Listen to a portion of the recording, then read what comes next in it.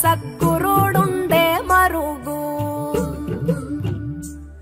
ఇప్పుడు మనకి మన జాతీయ ప్రచార కమిటీ సలహాదారులు మరి పోలీసు వ్యవస్థ వారిది మిత్తన చంద్రశేఖర దీక్షితుల వారు కూడా ఈ విషయ నిర్ణయ సభ కార్యక్రమాన్ని ఉద్దేశించి వారు కూడా ఒక 2-3 నిమిషాలు మాట్లాడతారు.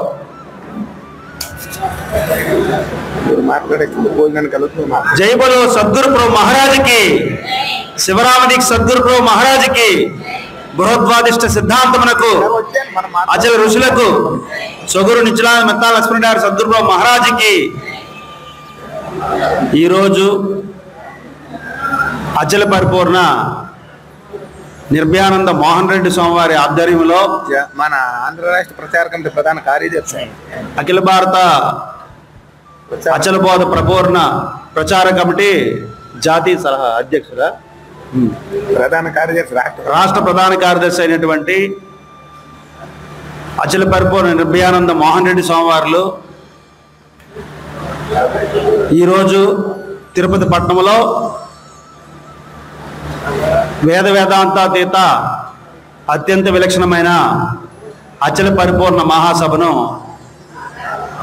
నిర్వహిస్తున్నారంటే అది వారి యొక్క గురు కరుణా కటాక్ష వీక్షణాల వల్లనే జరుగుతూ ఉంది. 2 మహాసభలు మనం అందరం కూడా ఇంచుమించుగా అందరూ వచ్చినటువంటి వాళ్ళమే. ఇది 3వ మహాసభ. చాలా మంది తాపత్రయమైన మాట వాడుతూ ఉంటాం. ఎందుకయ్యా నీకు అంత తాపత్రయమైన మాట వాడతాం? త్రయం అంటే ఏంటి? 3. తాపం అంటే దాని పట్ల అత్యంత మక్కువ, అభిమానము, అవిద్యతో కూడుకున్నటువంటి జ్ఞానం. ఇట్లా ఈ తాపత్రయాల్లో ఆధ్యాత్మిక విషయాలకు వస్తే తాపత్రయం అంటే ఆధ్యాత్మిక, ఆదిభౌతిక, ఆదిదైవికం అనే తాపత్రయాలు 3 ఉంటాయి. అటువంటి తాపత్రయాలలో మునిగి తేలినటువంటి వారే మన నిర్భయానంద స్వామి వారు. దానికి సూటబుల్ అవుతారు ఆయన. ఎందుకంటే యోగజన్య జ్ఞానం ఆత్మజ్ఞానము.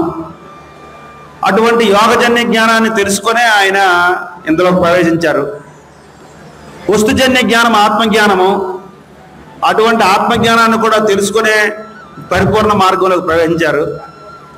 భావజన్య జ్ఞానం బ్రహ్మజ్ఞానము. అటువంటి భావజన్య జ్ఞానాన్ని కూడా ఆయన తెలుసుకునే అత్యంత విలక్షణమైనటువంటి పరిపూర్ణ మార్గానికి వచ్చారు. కాబట్టి అటువంటి తాపత్రయాలతో బహుకొట్టబడ్డవాడై ఈ సిద్ధాంతానికి వస్తారని మద్రామడుగు శివరామ దీక్షల వారు బృహద్వాదేశ సిద్ధాంత గ్రంథమైనటువంటి దీక్షీయంలో సంకల్ప నివృత్తి ప్రకటనలో తెలియపరిచారు. అటువంటి తాపత్రయాలతో బహుకొట్టబడ్డవాడు వస్తే వాడికి పరిపూర్ణ గురువు, నిజ గురువు దొరికితే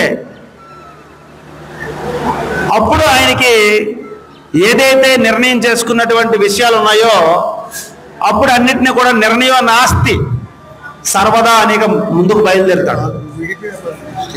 అందుకని విషనిర్ణ సభ ద్వారా ఏం తెలియాలి మనకి?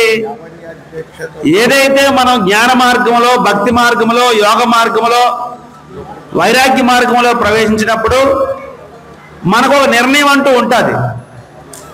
అటువంటి నిర్ణయం అంతా కూడా నాస్తి అనేటువంటిది ఎప్పుడైతే నీకు సంకల్పంలో అనంతకోటి ఆత్మజన్మ అవుతూ ఉంటుందో అప్పుడు వారు పరిపూర్ణ మార్గానికి ప్రవేశిస్తారు. అట్లా ప్రవేశించినటువంటి ఒక ఘనమౌతికమే మన నిర్భయానంద స్వామి. అట్లా ప్రవేశించి ఆయన ఈరోజు ఆ మార్గాలన్నిటి కూడా మీరినటువంటిదని, ఇది విద్యాంతం బ్రహ్మ విద్యాంతం వార్తికాంత మహోత్తరం పూర్ణబోధ ప్రపక్షామి సుడిశుశ్రో మహోత్తమం.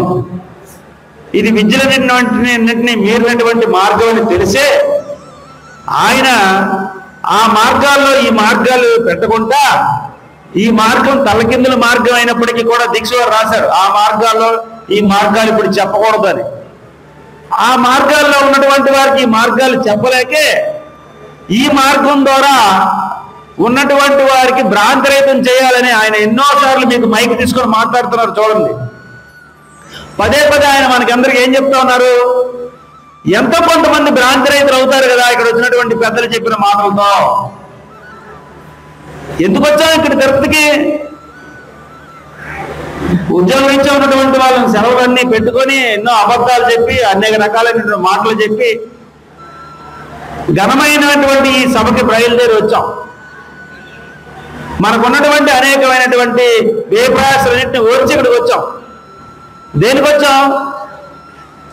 ప్రతి పనికి కూడా మన దగ్గర అర్థం ఉంది, పరమార్థం ఉంది. చిన్న చిన్న మార్కెట్కి వెళ్తున్నప్పుడే మనం మార్కెట్లో ఏం కొని తెచ్చుకోవాలనేటువంటి నిర్ణయం ముందే ఉంటుంది మన దగ్గర. ఏదైనా ఒక వ్యక్తిని కలిసి మాట్లాడేటప్పుడు ఆ వ్యక్తితో ఏం సంపాదించాలనేటువంటి నిర్ణయం ముందే మన దగ్గర ఉంటుంది.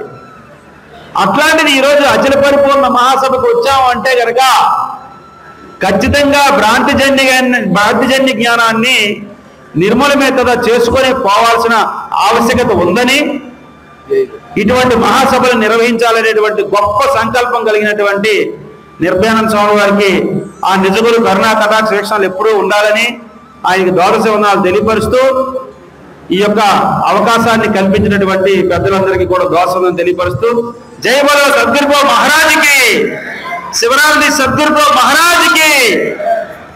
మీరు భోంచేసారు, ఎందుకంటే 2 గంటలకు మళ్ళీ వేదిక మీదకి రావాలి. నాయన, మొట్టమొదటి సభ వేదిక మీదకి ఆహ్వానితులైనటువంటి వారందరూ కూడా సిద్ధంగా ఉండాలి. మీరు ప్రసాదం తీసుకొని ఈ మొట్టమొదటి సభలో వేదిక మీదకి ఆశీర్వాదం అవ్వాల్సినటువంటి వారందరూ కూడా సంసిద్ధంగా ఉండాలని చెప్పేసి కార్యకర్తల తాలూకా విన్నపము. కాబట్టి ఇప్పుడు 10 నిమిషాలే టైం ఉంది. 10 నిమిషాల్లో మా సోదరులు 2 ఉన్నారు. వారిద్దరూ కూడా చక్కగా మరి మనకు మంచి విషయాలు వారు కూడా 2 నిమిషాలు తెలియజేస్తారు. జ్ఞానికే ఎరుక సుజ్ఞానుల మరుగు, అజ్ఞానికి మెరుక వరుండే స్థలము సద్గురుడుండ